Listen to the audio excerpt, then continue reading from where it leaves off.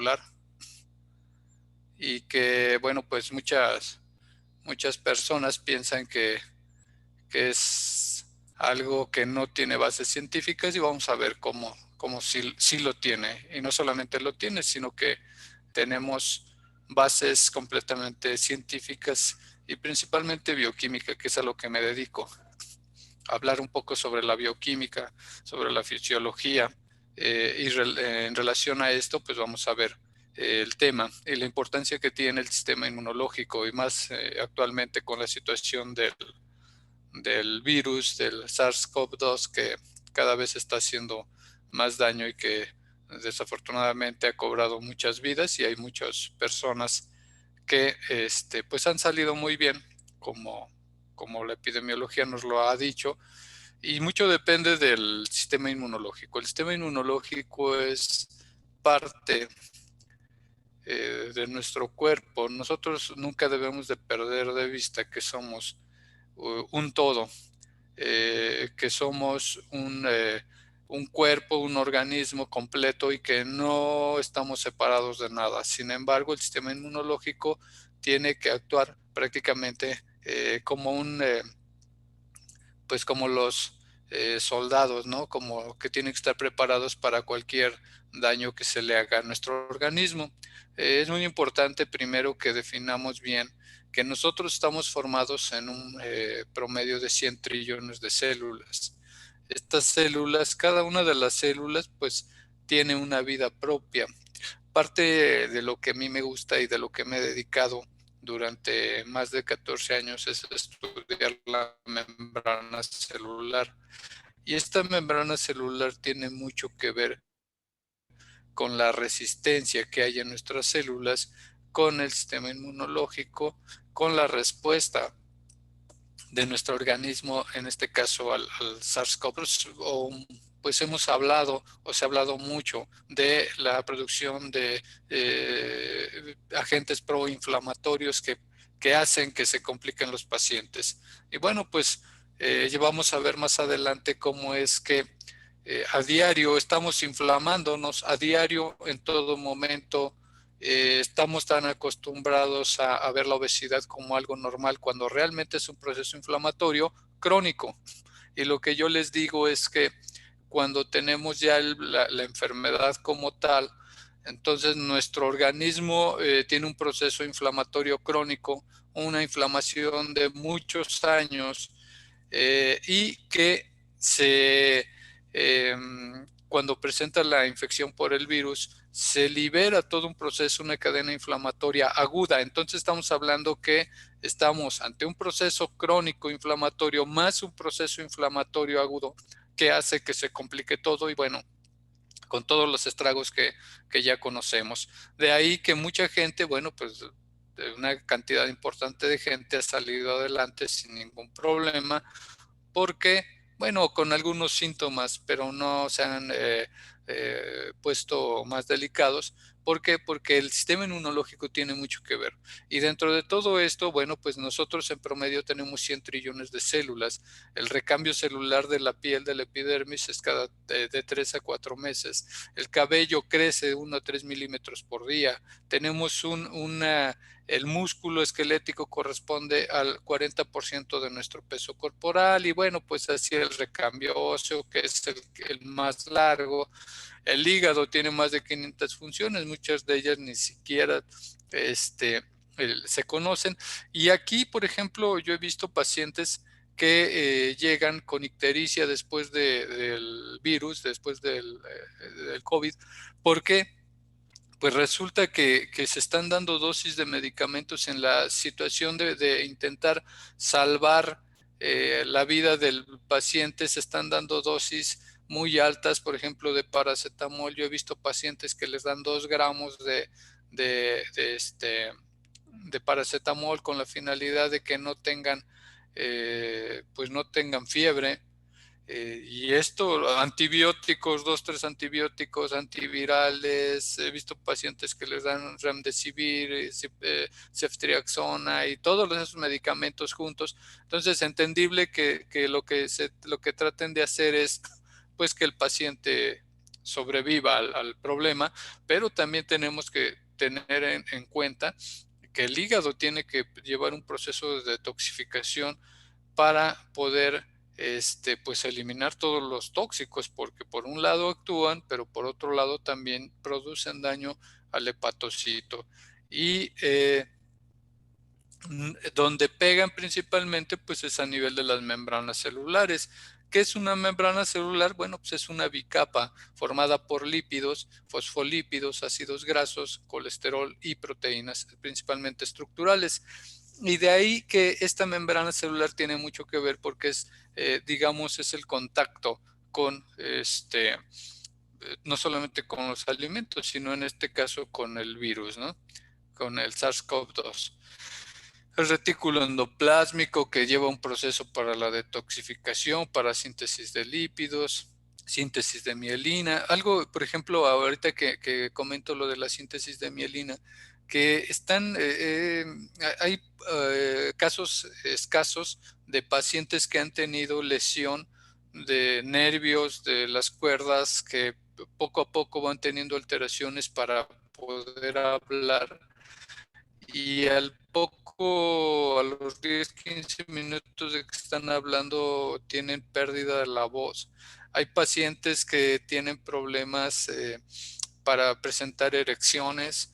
Hay pacientes que han tenido pues algún daño en la mielina, seguramente algo está sucediendo que están perdiendo algunas funciones. Entonces, nosotros tenemos que ver a nuestro organismo como un conjunto de células y estas células pues tienen diferentes organelos que permiten que bueno, pues nuestro organismo funcione adecuadamente, la bomba de sodio y potasio, la repolarización y despolarización celular, la mitocondria, que es uno de los organelos que más se daña. Una de las secuelas que estamos viendo en estos casos, yo creo que el 90% o más están presentando agotamiento y dicen, terminan agotados con baja de peso, pero el agotamiento es un agotamiento muy importante y que les dura mucho tiempo. Entonces, mucho tiene que ver con la mitocondria, ya lo vamos a ver en un momento, y que agrava lo que yo he estudiado prácticamente 7 años, que es el síndrome de fatiga adrenal por estrés. El organismo se ve sometido de un proceso crónico, inflamatorio crónico, a un proceso inflamatorio agudo, con un daño importante principalmente en membranas celulares y en la mitocondria, y esto hace que terminen agotados, porque la mitocondria tiene que producir energía para llevar a cabo los procesos de reparación de lo que yo llamo terreno biológico. Entonces, es muy importante tener en cuenta los factores de riesgo. Si tenemos obesidad o sobrepeso, que es un proceso inflamatorio crónico, si la persona, una de las cosas que siempre nos preguntan o que están preguntando muy frecuentemente es, ¿usted fuma o fumó? ¿Por qué? Porque hay un desgaste, lógicamente a nivel pulmonar, pero una fumada produce un trillón de radicales libres. Y estos radicales libres tienen la capacidad de dañar a la membrana celular, a la membrana mitocondrial, a la membrana de los organelos y en un momento dado a la membrana nuclear. Y esto hace que haya riesgo de modificación de la información genética por lesión al ADN. ¿De dónde sale todo esto? Bueno, pues en mucho tiene que salir de los factores que conocemos de riesgo: obesidad, sobrepeso, alcohol, tabaco, una alimentación no saludable, exceso de comida chatarra, exceso de azúcares, que es uno de los problemas más frecuentes que tenemos. Y por el otro lado, bueno, pues podemos contrarrestarlo a través de una alimentación más saludable con, por ejemplo, si nosotros vemos aquí, tenemos algunos antioxidantes en los alimentos. Aquí hay flavonoides, carotenoides, carotenoides, ahí se me fue la enzima de la piña, leptina. Tenemos muchos antioxidantes, vitamina C, vitamina E, que podemos utilizar como parte de una forma de prevención de estos radicales libres. Entonces, los radicales libres es la pérdida de un electrón en la última órbita de un átomo Y esto se presenta cuando nosotros comemos mal, cuando nosotros fumamos o simplemente cuando un paciente tiene obesidad, sobrepeso, independientemente de la edad, pues estamos hablando de que seguramente ya tiene un proceso de resistencia a la insulina. Y la resistencia a la insulina está relacionado con, con inflamación crónica de membranas celulares.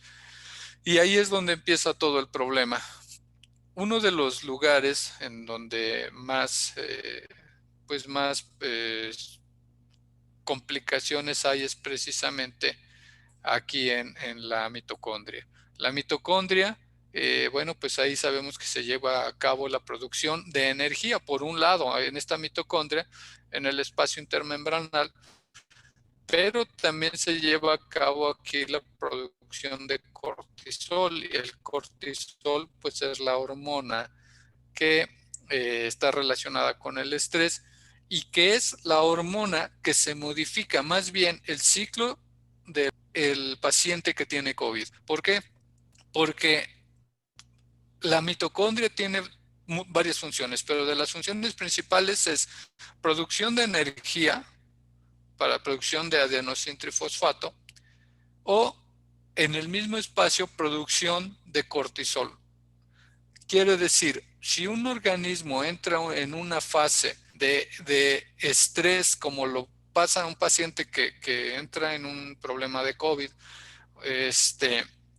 entra en una fase de estrés, empieza a liberar cortisol en exceso. Por eso es que al final terminan cansados, agotados, adoloridos, mareados, sin fuerza, no se sienten bien, alteraciones en la memoria, con dolores musculares. ¿Por qué? Porque la mitocondria tiene que producir energía y tiene que ver a partir de dónde la utiliza, si de la glucosa, de las proteínas, de las grasas. Como el paciente disminuye la alimentación, tiene que utilizar ahora grasas y por eso es que están perdiendo entre 5 y 7 kilos. Hay pacientes que han perdido hasta 12 kilos, dependiendo del tiempo que se lleven y las complicaciones.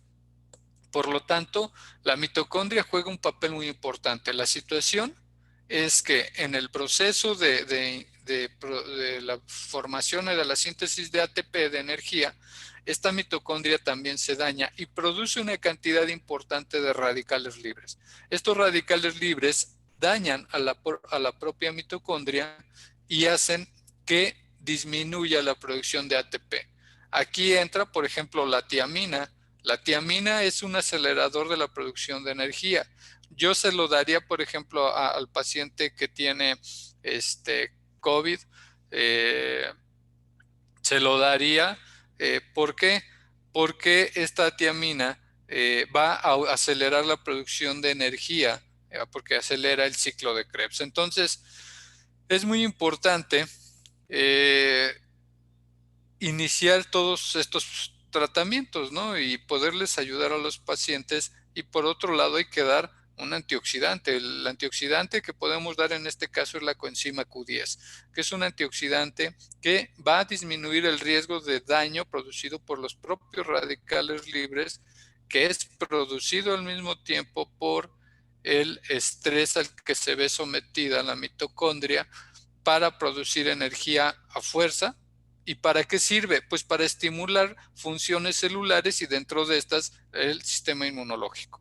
Entonces, es muy importante, no olvidemos esta parte de la mitocondria.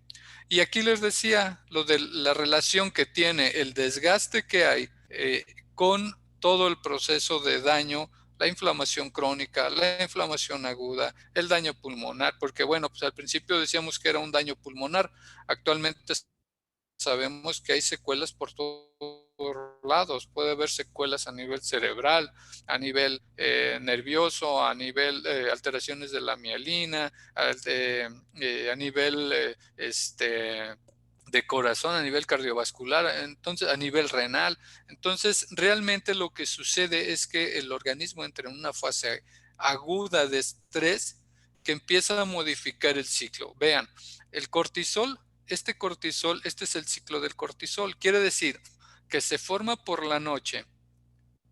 A ver, se forma por la noche, aumenta la síntesis Y cuando nosotros despertamos, este cortisol idealmente tendría que estar alto. Normalmente los laboratorios lo manejan entre 4 y 21 y bueno, en la tarde tendría que estar bajo. Lo que sucede cuando hay una alteración aquí en la síntesis de ATP, si aumenta la producción de ATP, baja la del cortisol, la estabiliza y el organismo no entra en una fase de estrés. Pero como el organismo entra en una fase de estrés aguda muy grave en la que tiene que producir energía por fuerza, entonces aumenta el cortisol y baja la producción de energía. Y esto hace que este ciclo del cortisol empiece a modificarse y que cuando despertamos, pues no está así el ciclo está modificado y al estar modificado, los pacientes empiezan a tener agotamiento. Este cortisol aquí en la mañana me produce energía. Me produce energía para activarme todo el día y en la noche está disminuido para que se vuelva a sintetizar otra vez por la noche. Para esto yo tengo que dormir mínimo entre 6 y 7 horas. ¿Qué pasa si voy cortando los ciclos y me despierto a cada rato? Simplemente no hay una síntesis como debería de ser y en lugar de que esté en este punto, va a estar aquí abajo. Si ustedes le hacen un cortisol a los pacientes que ya tuvieron la enfermedad por el virus, van a encontrar cortisol acá abajo, entre 8, 12, pero no entre 15 y 16, que sería lo ideal. Ahora, si ustedes encuentran un paciente con las cifras más o menos a este nivel, este paciente va a estar cansado, agotado, con dolor de cabeza porque no está durmiendo bien, va a tener insomnio, va a tener dolor de cuerpo. ¿Por qué? Porque el cortisol, cuando empieza a variar, produce contracturas musculares y esto produce mucho dolor en las piernas, en la cabeza. Son dolores de cabeza. Ellos dicen, es una cefalea que no se me quita con nada. Dolores de cabeza, dolor en las piernas, dolor en los brazos, dolor en el cuello principalmente y en la parte del tórax posterior, que ellos lo relacionan con que estuvieron mucho tiempo acostados. Pero realmente lo que sucedió es que este desnivel o esta modificación del ciclo del cortisol produce una liberación ahora de forma pues no controlada y empiezan a tener alteraciones, dolor, malestar, cefalea, alteraciones de memoria, agotamiento. Y lo peor de todo, algo que he visto en la consulta de los pacientes que ya presentaron la enfermedad, es que empiezan a tener ansiedad y depresión. Y esto tiene una relación, ¿por qué? Porque todos ya traen tratamiento psiquiátrico, pero yo considero que por ahí no va.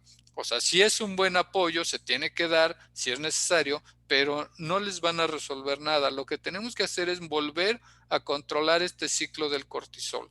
Si nosotros tenemos un cortisol entre 8, por ejemplo, de 8 o 10, entonces este ciclo va a ir, en lugar de ir hacia abajo, ahora va a ir hacia arriba. Y más o menos cuando esté a este nivel, es tanto el cortisol con adrenalina y noradrenalina que va a producir ansiedad, va a producir depresión y estos pacientes quisieran salirse a correr a las 10 de la noche, pero no lo pueden hacer porque aparte no podemos salir. Entonces no tienen otra forma de liberar tanta energía que van a producir ansiedad, depresión, agotamiento y mucha energía ahorrada. En lugar de acabar con la energía, ahora va la energía hacia arriba y cuando quieran dormir, esto va a estar aquí arriba. Entonces, cuando quieran dormir, no van a poder dormir. ¿Por qué? Porque están muy, muy agotados. Y al estar muy agotados, lo que está sucediendo es que estas personas pues van a estar despertando o se van a ir durmiendo a las 3, 4 de la mañana, a las 2 de la mañana. Hay pacientes que me dicen que de plano lo que hacen es que se levantan a hacer el aseo o a hacer algún trabajo en la noche porque no pueden dormir. Este ciclo del cortisol se modificó por tanto estrés sobre la mitocondria y lógicamente sobre las glándulas suprarrenales.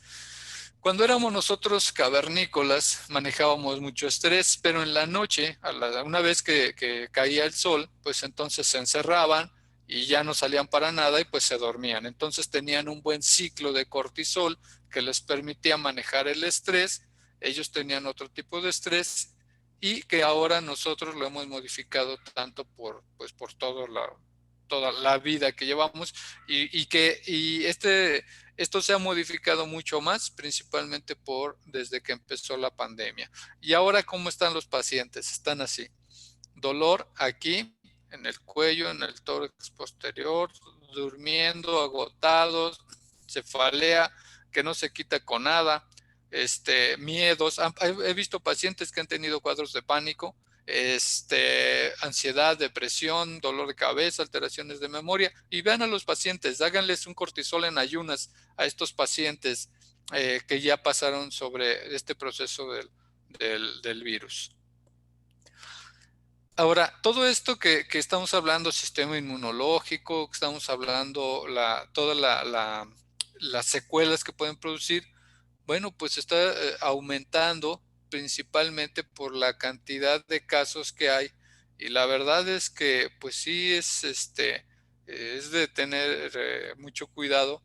Ha cobrado muchas vidas, pero la respuesta de nuestro organismo depende de cómo esté el sistema inmunológico con en relación al contacto que tiene con el virus a través de las proteínas spike del virus. ¿Qué es lo que sucede? Bueno, pues el sistema inmunológico tiene una función muy importante que es la de reconocer lo propio y lo ajeno. ¿Qué tiene que reconocer? Bueno, pues tiene muchas funciones, tiene que reconocer muchos agentes como son las células anormales, todos los contaminantes, los tóxicos, las sustancias químicas, las toxinas, los alimentos, los medicamentos. Aquí voy, porque o sea, yo lo que he visto es que, bueno, pues nuestra función es de salvar al paciente, ¿no? Pacientes que están con 10 litros de oxígeno, ok, está bien porque lo que estamos buscando es que no se muera el paciente, pero también el exceso de oxígeno puede producir daño. Está justificado, no hay de otra. Ahora sí que lo que estamos haciendo es tratar de salvarlos y ya después vemos qué es lo que hacemos para mejorar todo el daño o las secuelas que tienen. El humo del cigarro, por eso eh, los pacientes que fuman, es un factor de riesgo muy importante. Microorganismos patógenos, bueno, vamos a incluir aquí al virus del SARS-CoV-2. Radicales libres, que ya les decía yo, producidos principalmente por la mitocondria, que es el organelo que busca la forma de producir energía a fuerza para que mantenga las funciones celulares de todo el organismo y en este caso del sistema inmunológico. Entonces, lo que tenemos que hacer es, pues, entender primero qué es lo que sucede con nuestro sistema de defensa y después, pues, tratar de apoyarle un poco, ¿no? Porque nosotros no le estamos ayudando realmente, lo estamos dejando, pues, a lo que, pues a como esté y la verdad es que no está funcionando. Cada día vemos más personas pues que desafortunadamente se infectan y que están falleciendo. Entonces el sistema inmunológico tiene dos formas de actuar. Uno a través de la inmunidad humoral y otro a través de la inmunidad celular. Entonces, uno de ellos a través de la formación de anticuerpos y que son producidas por la introducción de un antígeno extraño, ¿no? Y la otra, bueno, pues es a través del contacto con el virus. Uno de ellos, que es, digamos, una forma de buscar qué es lo que hacemos, de qué forma nos puede ayudar, pues eso es la vacuna, ¿no? Que le tenemos tantas esperanzas de que esto trate de disminuir la cantidad de problemas que nos ha traído este virus, no solamente de salud, sino también económicos y todo lo que ha traído. Y bueno, pues uno es a través de la vacuna, que bueno, ya la de Pfizer, que es la que nos han puesto principalmente ahorita los médicos y bueno, y por otro lado los pacientes que producen anticuerpos a través del contacto que tienen con el virus y que afortunadamente pueden salir adelante. Sin embargo, la mayoría de los pacientes está presentando secuelas y en algunos casos pues secuelas importantes. Los leucocitos son parte de este sistema inmunológico que se producen en la médula ósea y en el tejido linfático. Entonces, dentro de estos tenemos a los linfocitos T y B, los monocitos, los neutrófilos, los basófilos, los eosinófilos y dentro de estos los linfocitos T citotóxicos, auxiliares y supresores. Todos estos son, digamos que la respuesta inmediata en el caso dado de que haya un contacto de los virus con las células y que empiece a haber una réplica, ¿no? Entonces depende de la carga viral que se haya, que se forme, que se presente en nuestro organismo y dependiendo de eso, pues depende la respuesta también. ¿Cómo está nuestro organismo? No es lo mismo que haya, por ejemplo, pacientes que tienen obesidad, sobrepeso, tienen mayor riesgo. Pacientes que fuman o toman alcohol tienen mayor riesgo.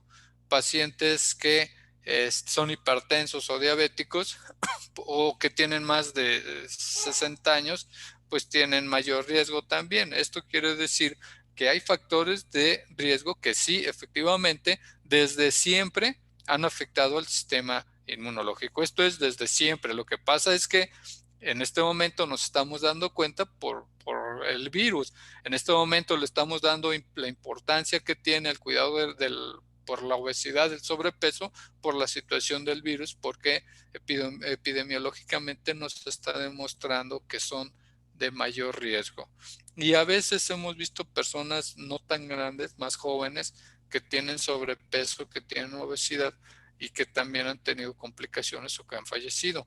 Entonces, el sistema inmunológico tiene mucho, mucho que ver con la respuesta directa ante el virus y el daño.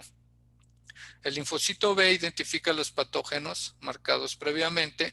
Este complejo antígeno-anticuerpo pasa al interior del linfocito B, es procesado por proteólisis y descompuesto en péptidos. Llega a la célula T, libera las linfocinas y activa linfocito B. Cuando el linfocito B ha sido activado, comienza a dividirse con toda esa carga, con todas esas memorias, para poder ir en contra del virus. Entonces los linfocitos T y B pues deben de estar siempre en equilibrio en su función para que puedan pues hacerle frente a este virus que tanto daño le ha hecho a nuestro organismo. Entonces, el sistema inmunológico, bueno, pues tiene dos objetivos en relación al virus. Uno es tratar de neutralizarlos y evitar que entren dentro de las células. El otro es, si el virus ya pasó, pues tratar de destruir esta célula infectada a través de un mecanismo que se llama apoptosis, que es la muerte celular programada, con la finalidad de que no haya una réplica del virus. Aquí la parte importante o lo ideal sería que desde un principio, en el momento que haya el contacto, bueno, pues tratar de evitar que haya esa réplica, porque el problema aquí es precisamente la réplica que hay del virus que agarra un organismo inflamado con un proceso inflamatorio agudo, grave, con un cuerpo inflamado como es obesidad, sobrepeso, con un cuerpo dañado por estrés oxidativo como es obesidad con diabetes, con un cuerpo que pues de alguna forma podemos decir de personas adultas eh, con un sistema inmunológico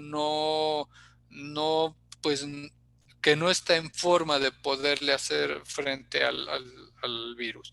Y esto hace que todas esas situaciones empiecen a complicarse. En primer lugar, por el daño que hay por el propio virus al pulmón, y después hemos visto pacientes que empiezan a agregarse por ahí algunas bacterias hacen neumonías graves y bueno, pues estas es las complicaciones que ya conocemos. Entonces, es muy importante tener un sistema inmunológico que pueda actuar de forma rápida para poder evitar el mayor daño al organismo, ¿no? El mayor contacto a las células. Entonces, bueno, pues es un virus que entra por vía respiratoria. Tratan de flanquear estas barreras del sistema inmunológico para, pues para poder activarse, ¿no? Para poder hacer contacto con las células y tener la relación con la célula a través de la proteína spike del virus, y entonces inhiben la producción de interferones, que son partes de las células del sistema inmunológico, y estos, una vez inhibiendo los interferones, pueden actuar y actuar sobre la célula y llevar a cabo un proceso de réplica que ya depende esa réplica de cómo está el sistema inmunológico. Si tenemos un sistema inmunológico que pues no está en condiciones, pues seguramente va a producir mucho daño y por eso se complican. Hay muchos pacientes, yo creo que la mayoría, pues no va a tener gran problema, principalmente jóvenes o mucha gente, ¿no? Porque hemos visto también personas de 70, 80 años que pasan el cuadro sin que sea grave, algún malestar, dolor de cabeza, cefalea, un poco de mialgias, tal vez un poco de dolor de garganta y no pasa nada. Pero sí, lo que sí se ha visto es que los pacientes que tienen obesidad, sobrepeso, procesos inflamatorios crónicos, diabetes, hipertensión, tienen mayor riesgo y sí se están complicando. Bueno, entonces una vez que bloquean o que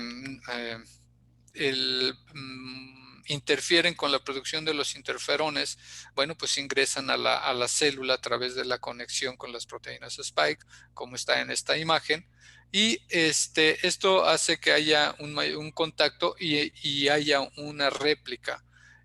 Cada virus puede crear entre 10,000 y 100,000 copias, entonces es una cantidad increíble que pues con las que el organismo tiene que batallar.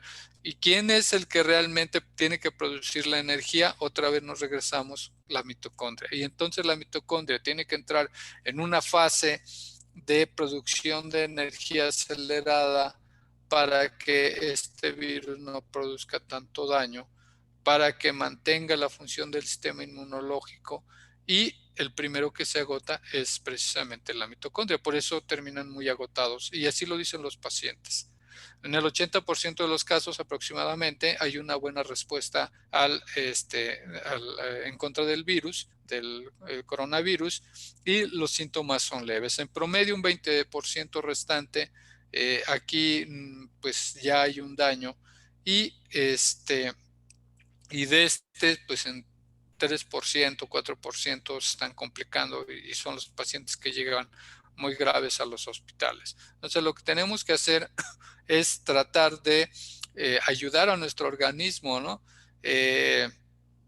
Para que éstas puedan actuar en contra del coronavirus, evitando la producción de citoquinas proinflamatorias, que aquí es donde está todo el problema, ¿no? Y por eso es que se están utilizando la dexametasona y decían por ahí de la, no recuerdo qué medicamento, colchicina, parece que decían, sobre el uso principalmente como un antiinflamatorio. Realmente las citoquinas inflamatorias son los que están produciendo mucho daño y mucho tiene que ver pues con un desgaste no de ahorita, sino de muchos años de nuestro organismo y principalmente de las membranas celulares.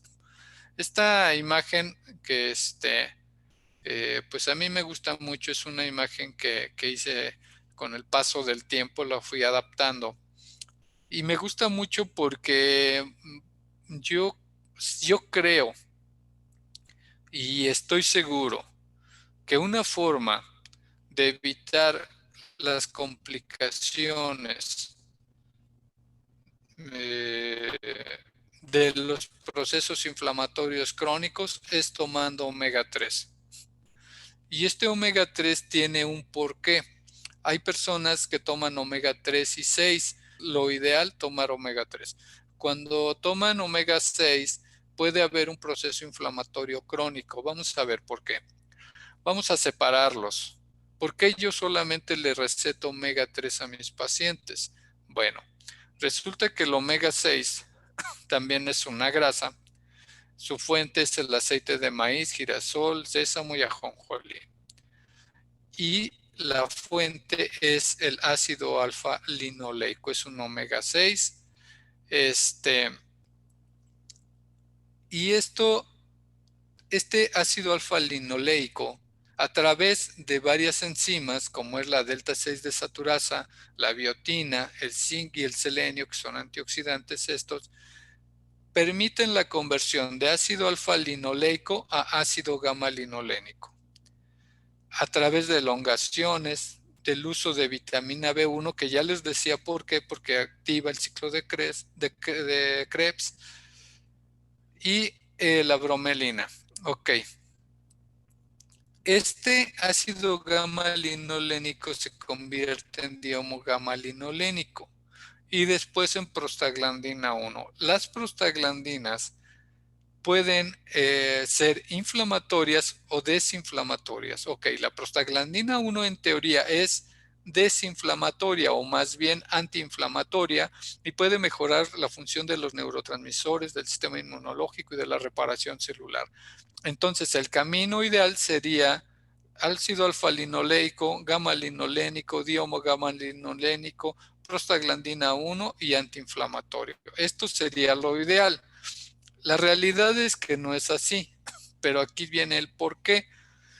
Porque la alimentación rica en grasas saturadas, grasas trans, alcohol, tabaco, la resistencia a la insulina, la hiperinsulinemia, el sobrepeso, la obesidad, la hiperglucemia, y yo le anexaría aquí la ingesta de lácteos, evita la conversión de ácido alfa-linoleico, ácido gamma-linolénico y hacia acá. Entonces modifica las conversiones y se activa, en lugar de activar la delta 6 desaturasa, se activa con una mala alimentación la delta 5 desaturasa.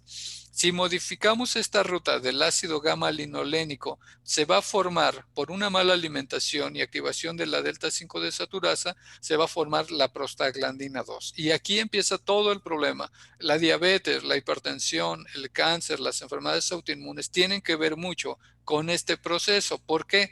Porque este proceso se lleva a cabo desde la lesión de la membrana celular por los radicales libres. Esta prostaglandina 2 nos va a dar origen al ciclo del ácido araquidónico, que es un omega 6. Y este ácido araquidónico lo que va a hacer es que va a activar el ciclo de las ciclooxigenasas COX-1 y COX-2 y de las lipoxigenasas 5, 8, 12, 15, leucotrienos y lipoxinas. ¿Qué quiere decir? La prostaglandina 1 es antiinflamatoria y reparadora celular, pero si comemos pues no saludable, si tenemos obesidad, sobrepeso, eh, se va a activar esta vía. Y esta vía nos produce daño celular, oxidación lipídica de la membrana celular, oxidación de la membrana de la mitocondria, de los organelos, producción de radicales libres, inflamación crónica, atracción de leucocitos, activación y de tromboxanos y agregación plaquetaria. Aquí es donde se lleva a cabo la agregación plaquetaria para producir trombos, hiperreactividad inmunológica con daño neuronal y daño celular. Entonces, nuestra alimentación de nosotros, de los mexicanos y pues yo creo que de Latinoamérica, pues está rica en todo esto y hace que se modifique esta ruta y sea muy dañina. Por eso es que yo no doy omega 6. Si yo le receto a mis pacientes, ¿desde cuándo? Desde la embarazada, omega 3 Entonces, este omega 3, su fuente es el ácido alfa-linolénico. Este era ácido alfa-linoleico, este es ácido alfa-linolénico. ¿De dónde lo podemos obtener? Bueno, de dos vías. De la vía vegetal, linaza, soya, cáscara de arroz. De la vía animal, que es la que yo recomiendo, salmón, macarel, arenque. Y este tiene dos ácidos, el ácido eicosapentaenoico, que es el que yo creo que puede ayudar en dosis altas a los pacientes que presentan la enfermedad por el coronavirus, y el ácido docosahexaenoico. El ácido docosahexaenoico lo que tiene es que actúa principalmente a nivel neuronal. Entonces, a través de la delta 6 desaturasa y el ongasas, el ácido alfa-linolénico, si yo tomo omega 3, se convierte en eicosapentaenoico y docosahexaenoico. Estos dos me van a producir una prostaglandina, que es la prostaglandina 3. Esta va a producir una función antiinflamatoria. ¿Por qué? Porque es un reparador de las membranas celulares. Mejora la función de los neurotransmisores, es un inmunomodulador como tal, estabiliza las membranas neuronales, es un vasodilatador, antitrombótico y un reparador celular. Entonces, vean, los omega 6 y los omega 3 tienen que estar en equilibrio. La situación es que esta alimentación hace que aumenten más omega 6 y disminuyan los omega 3 en las membranas celulares. Por lo tanto, tengo más riesgo de inflamación crónica y de diabetes, hipertensión, cáncer, enfermedades autoinmunes, sobrepeso y obesidad. ¿Quieren controlar peso? Primero tienen que dar omega 3 en dosis más altas. Los omega 3 y 6 se deben de almacenar y equilibrar en los fosfoglicéridos. El ácido fosfatídico, que es parte de los fosfolípidos en las membranas celulares y que los radicales libres la lesionan. Entonces, nosotros tenemos que recetar omega 3 a los pacientes, pero desde ya. Tienen que tomar omega 3 desde ya. ¿Cuánto deben de tomar? Pues yo les recomiendo entre 2 y 3 gramos como preventivo. No hay que esperar a que venga un proceso inflamatorio agudo sobre un proceso inflamatorio crónico. Esto actualmente muchos ginecólogos ya lo están indicando en sus pacientes, y eso me parece perfecto, porque desde que están, desde que nacen sus hijos, les va a seguir ayudando y le pueden dar a sus hijos también sin problema. Entonces, cuando hay una producción excesiva de radicales libres que golpean las membranas celulares, se activa la enzima fosfolipasa A2, que es la que produce el daño celular en la membrana, y activa las cuatro vías, que son las vías de la lipoxigenasa 5 y 12, ciclooxigenasas COX-1 y COX-2. Y ahora vean en qué terminan cada una de las vías. Vía de la 5 lipoxigenasa, inflamación crónica y daño celular y cuadros asmáticos e hiperreactores bronquiales. Vía de la 12 lipoxigenasa, inflamación crónica. Ciclooxigenasa, inflamación crónica con agregación plaquetaria. Ciclooxigenasa 2, inflamación crónica. ¿Qué quiere decir? Que estamos inflamados en las membranas celulares si no tomamos omega 3. El omega 3 es lo más, yo creo que es el tratamiento más importante que tendríamos que tomar en cuenta. Sin embargo, pues no, la verdad es que muchos médicos no lo recetan, ¿no? Porque bueno, tal vez no han visto estas imágenes, pero es muy importante tomar omega 3 y más. Por ejemplo, yo actualmente me estoy tomando 6 gramos de omega 3 al día. Yo creo que vale la pena. Necesitamos un sistema inmunológico reforzado en este caso. Y por otro lado, pues el estrés, tan solo el estrés, el estar pensando emocionalmente, más el estrés producido a nivel mitocondrial, produce alteraciones y una cantidad importante de radicales libres, principalmente si hay factores endógenos y exógenos que hacen que estén más expuesto en nuestro organismo. Tenemos antioxidantes, sí, es algo que tenemos que entender. Tenemos antioxidantes endógenos. Nosotros nacemos con esa posibilidad.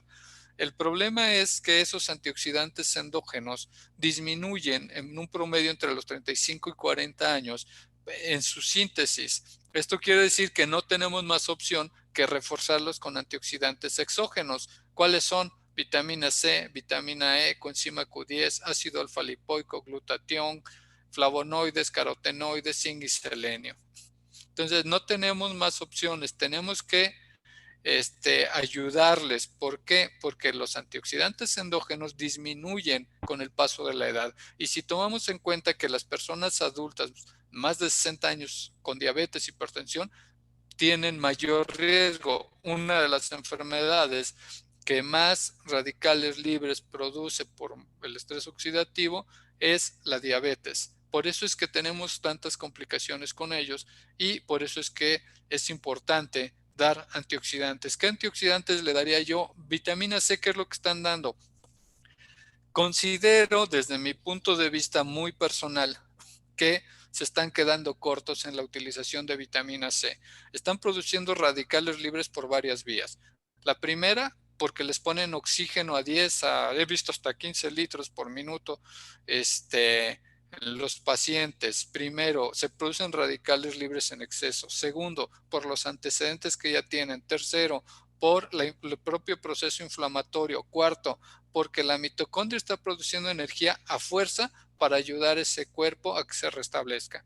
Entonces, es una cantidad increíble de radicales libres, yo creo que como nunca lo había sufrido el organismo, y esto hace una reacción en cadena con más daño celular. Por eso es que hay tantas complicaciones.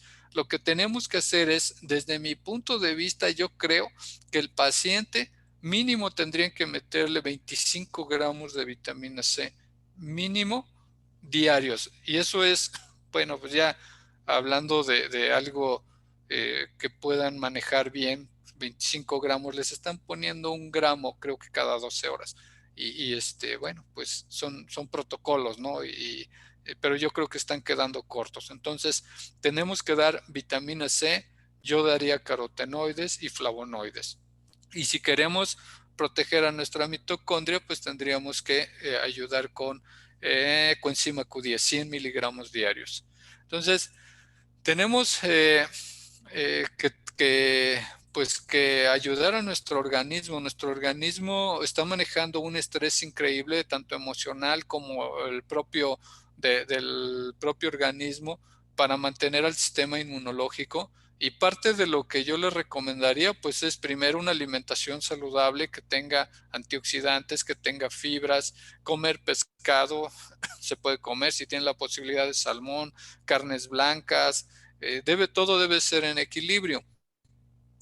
Y sí es importante el complementar con omega 3, eso es de ley, de 2 a 3 gramos, vitamina C de 2 a 4 gramos.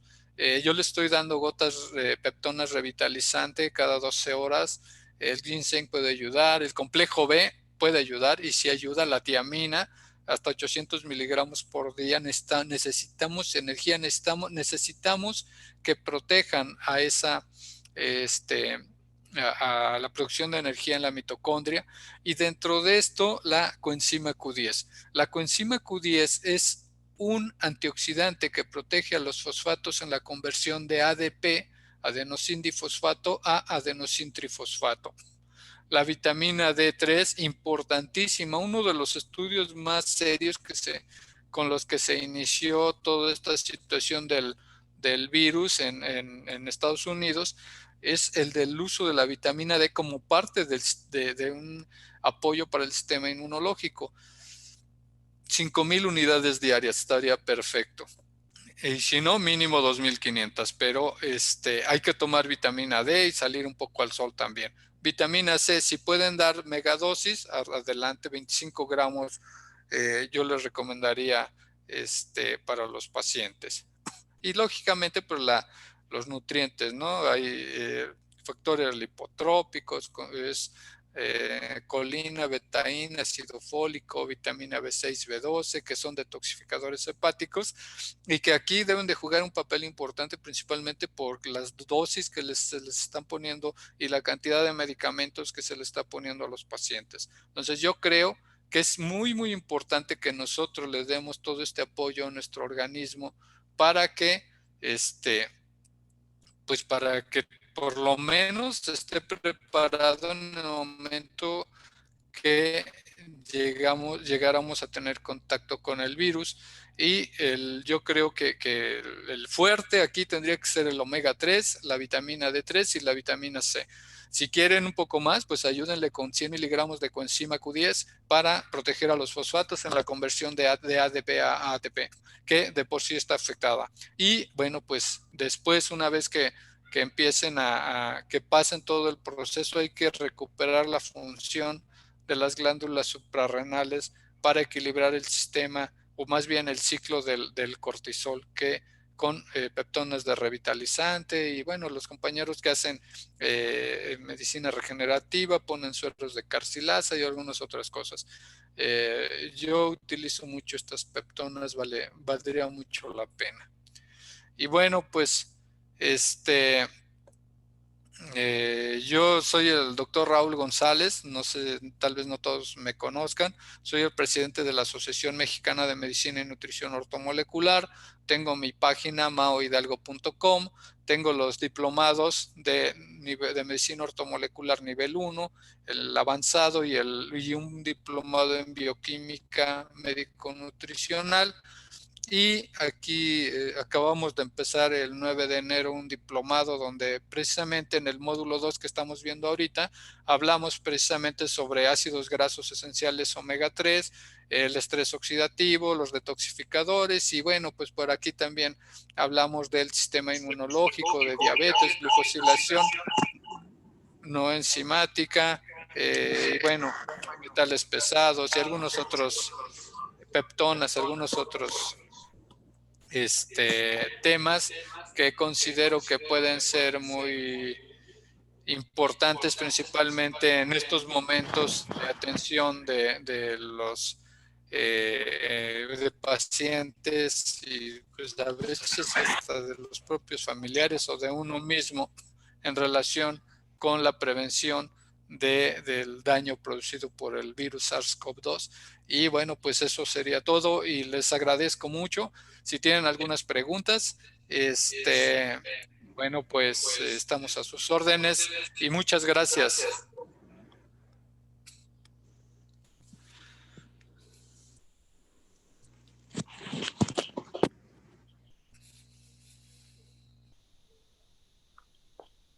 Si alguien desea hacer una pregunta, pueden activar sus micrófonos.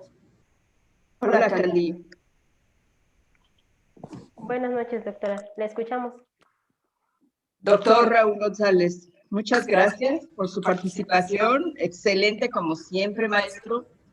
Y pues aquí, como usted menciona, definitivamente la medicina ortomolecular es uno de los pilares más importantes. La medicina ortomolecular es uno de los pilares importantes como prevención y tratamiento de las pacientes o los pacientes que están cursando con la COVID. Y como usted lo mencionaba, pues la vitamina D, con D3 como hormona, es un suplemento fundamental para que estos pacientes puedan tener un gran apoyo. Yo le agradezco muchísimo, excelente presentación, muy didáctica, con mucha información muy importante.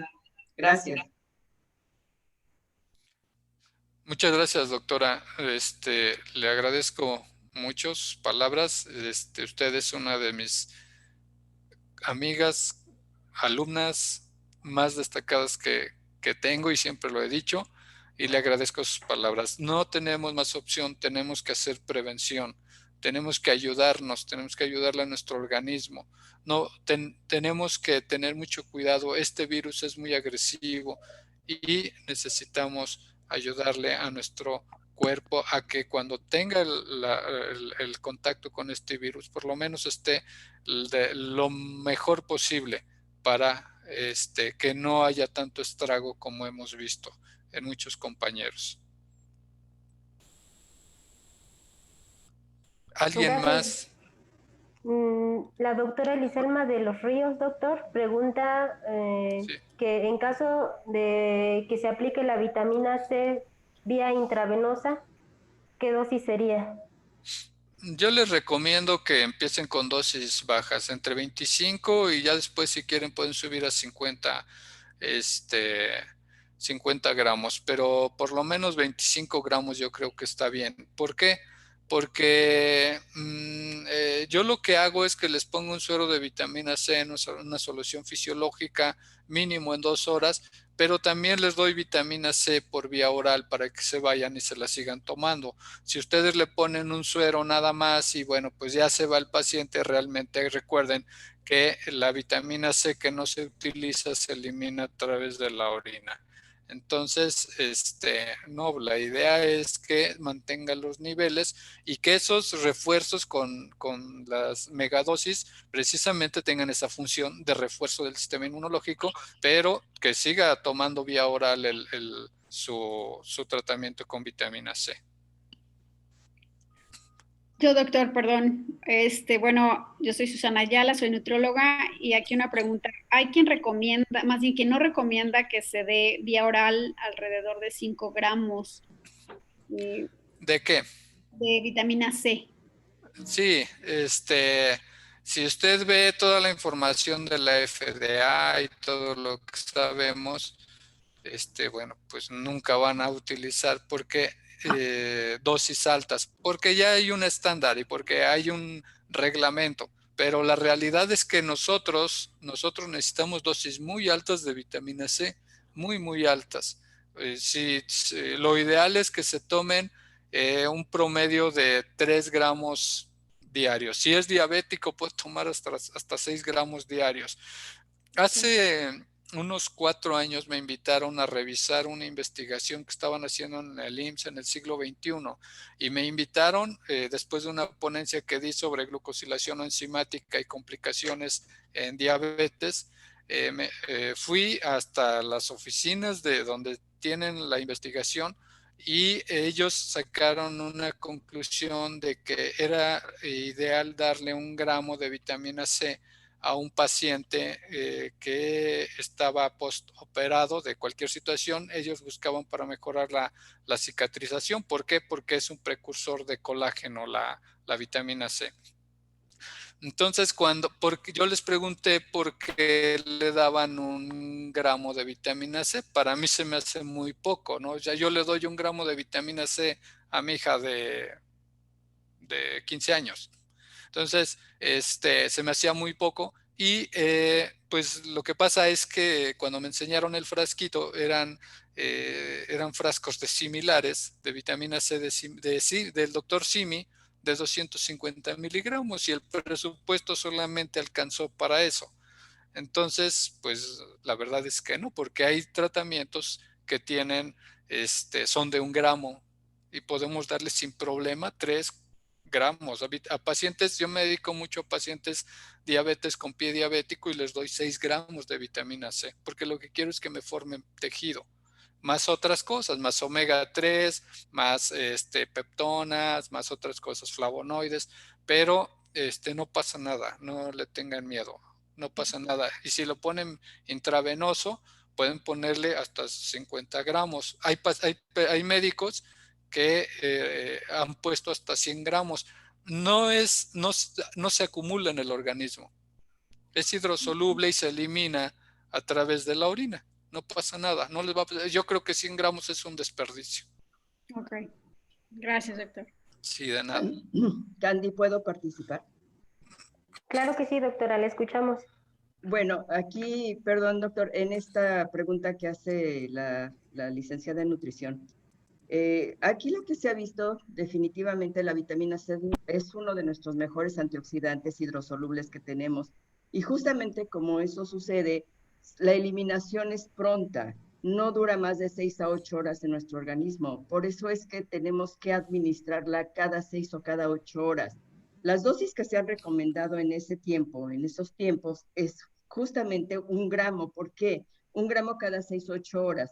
porque desafortunadamente a nivel intestinal, entre más saturamos la cantidad de vitamina C que damos, la absorción se va limitando, pero no llega a bajar más del 60%. Entonces, 1 gramo de vitamina C se va a absorber adecuadamente en un periodo de cada 6 horas. Ahora, si un paciente está muy comprometido en la condición de enfermedad, es por eso que se opta por la opción, por la condición intravenosa, para llevarle una concentración más alta y más rápida. Pero definitivamente, como dice el doctor, es una vitamina hidrosoluble que vamos a tener la oportunidad de eliminarla, pero como esa eliminación es fácil, sí la debemos aportar cada 6 horas, cada 8 horas, si la damos oral, y una megadosis importante de 15 gramos inicial, e irla incrementando conforme las necesidades del paciente. Pero definitivamente las dosis podemos darlas cada 6 horas sin ningún problema, se va a eliminar perfectamente. Gracias. Sí, gracias, doctora. Sí, la cuestión es que, bueno, también por ahí escuché, obviamente, en otra persona que decía que había un proceso como de irritabilidad o de irritación a nivel intestinal, entonces esa era como mi duda, ¿no? Después de aproximadamente 5 gramos de vitamina C oral. No es tanto que se irrite, se limita la absorción. Así es, no hay un proceso inflamatorio secundario a la vitamina C. Aquí el problema es precisamente que no se utiliza todo, digamos. Entonces, yo por eso digo que es una pérdida, o sea, al no utilizarse todo es una pérdida de vitamina C. Recuerden que nosotros no podemos formar vitamina C. La vitamina C se producía o la producen los animales a través de la glucosa por una enzima que es la gulonolactona oxidasa. Entonces, esto lo hacen los animales, pero nosotros lo hacíamos en algún momento de la evolución del hombre, pero con el paso de los años se perdió ese proceso por alguna situación. Entonces, lo primero que se disminuye, lo primero que se acaba es la vitamina C en un proceso de estrés oxidativo. Entonces, el propio estrés, el propio proceso de estrés produce que haya una disminución de vitamina C. Por eso es que con esto del virus se han visto tantos estragos. Entonces, yo sí soy partidario de las megadosis, pero no solas. O sea, yo he visto que les ponen megadosis y los citan al mes a ponerle otra megadosis, pues no le encuentro gran chiste, ¿no? Porque pasado mañana ya no tiene nada. Entonces, lo que hay que hacer es, se le pone una megadosis y le doy tratamiento vía oral para mantener los niveles constantes. ¿Sí? De Facebook, doctor, nos preguntan, en caso del omega 3, ¿existen efectos adversos? Los estudios de Bana y Moncada, fíjense, los estudios de Bana y Moncada tienen fácil 100 años. Ellos empezaron a revisar, el problema con el omega 3 es que dicen es una grasa y la gente piensa que al ser una grasa produce daño. No hay ningún efecto secundario, es una grasa saludable para que sea más entendible. Es una grasa necesaria para las membranas celulares. Entonces, esos estudios de Bana y Moncada que dijeron que el colesterol producía infartos porque le dieron muchos alimentos con colesterol a un conejo y entonces este conejo se murió de un infarto y se dan cuenta que tiene placas ateromatosas, bueno, pues realmente por eso es que dicen, si el omega 3 es grasa, va a producir daño a las arterias, y no es cierto. Estamos hablando completamente de diferentes tipos de grasas. El omega 3 es un ácido graso esencial que no se forma y que tenemos que tomarlo por fuerza. ¿Qué pasa? La dosis tóxica en las personas es arriba de 18 gramos. Nadie se va a tomar, bueno, y ni siquiera es tóxica. O sea, puede funcionar como anticoagulante. Ajá. Entonces, yo nunca me he tomado 18 gramos. Lo más que me he tomado son 8 gramos al día y sin problema, ¿no? Pero no hay ningún problema. Lo pueden tomar prácticamente embarazadas, recién nacidos, niños, abuelitos, todos lo pueden tomar y sería una forma ideal de evitar el daño y de evitar la resistencia a la insulina. Eso es algo que los médicos tienen que entender. Por lo que ya hablamos, ¿no? Del proceso inflamatorio. Evitamos una alteración o un aumento o un desequilibrio del ciclo del ácido araquidónico. Gracias, doctor. De la doctora Tere Mata, pregunta, a las mujeres embarazadas y en lactancia, ¿qué vitaminas sugiere, así como para pacientes pediátricos? Bueno, lo primero que les digo es que tenemos que esperar a que pasen los 3 meses de náuseas de las embarazadas porque no van a tolerar nada.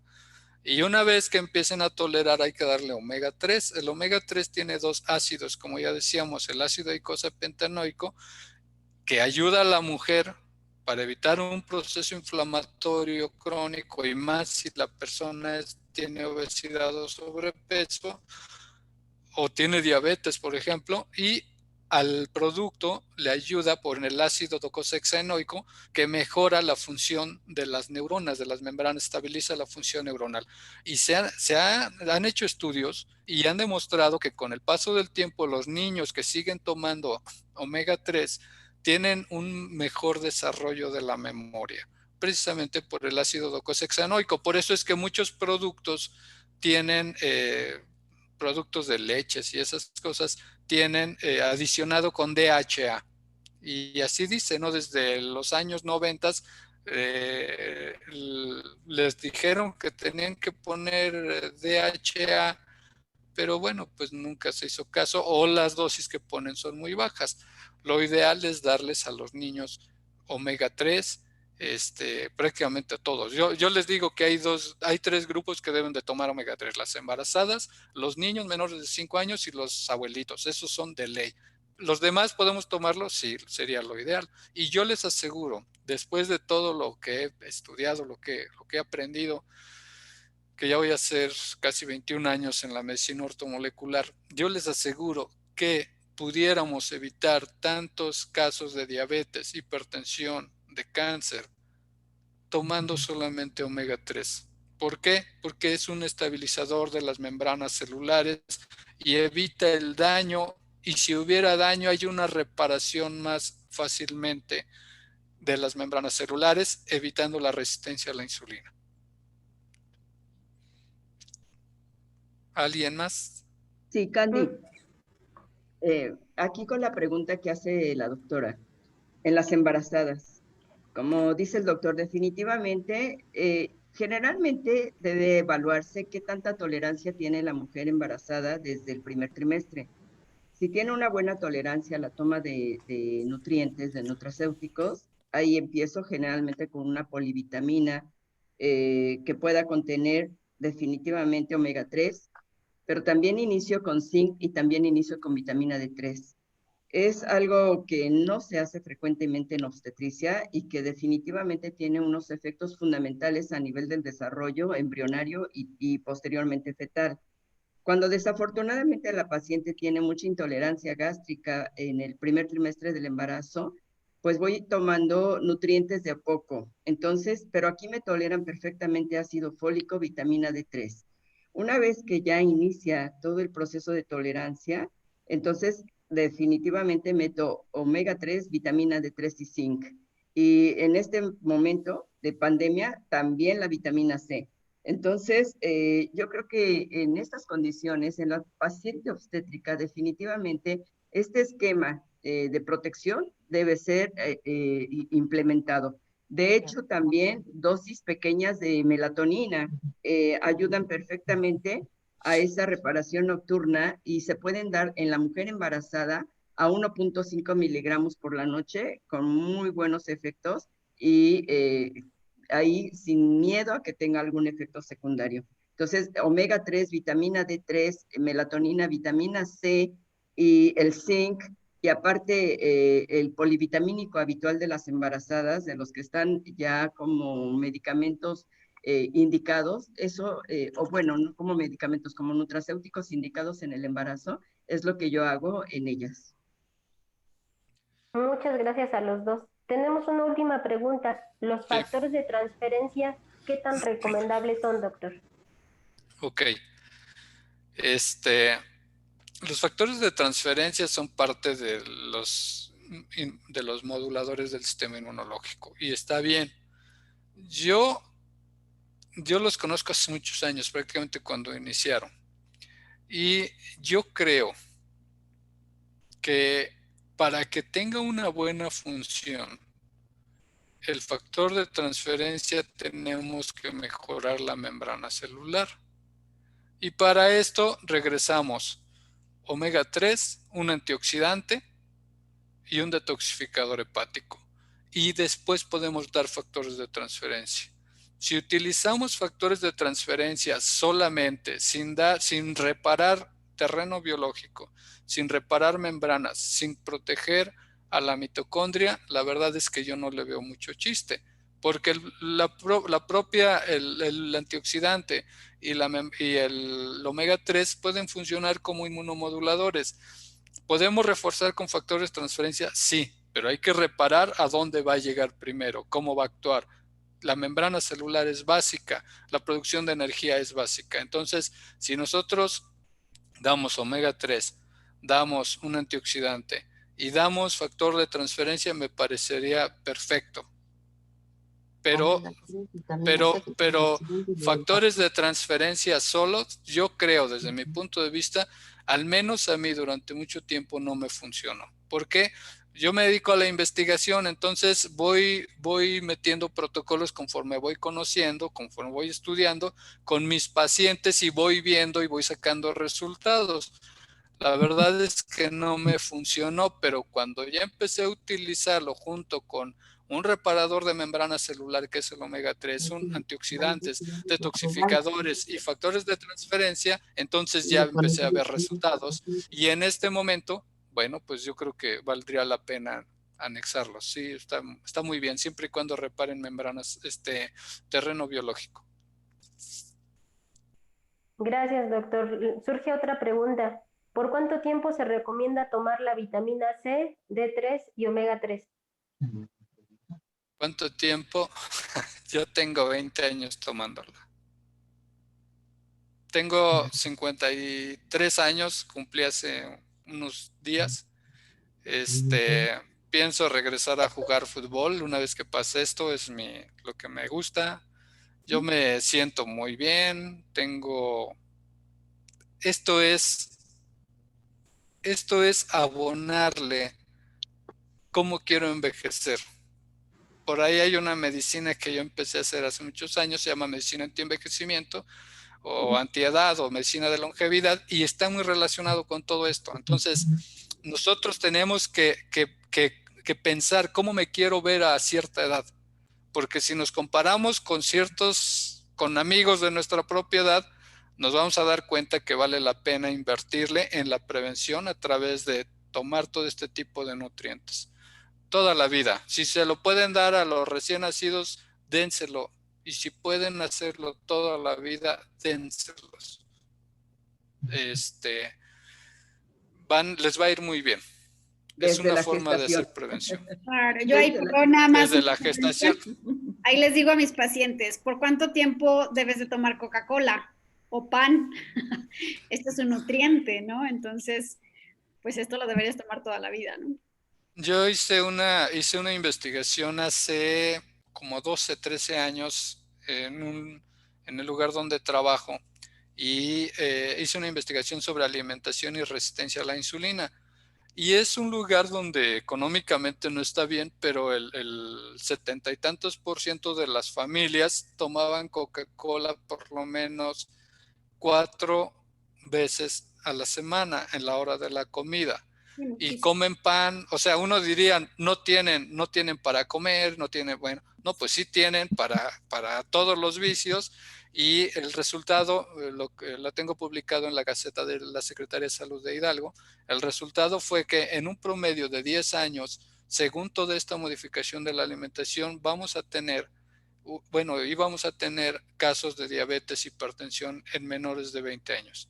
Esa fue mi conclusión, lo metí, lo autorizaron, está en la Gaceta y ya pasaron 12 años.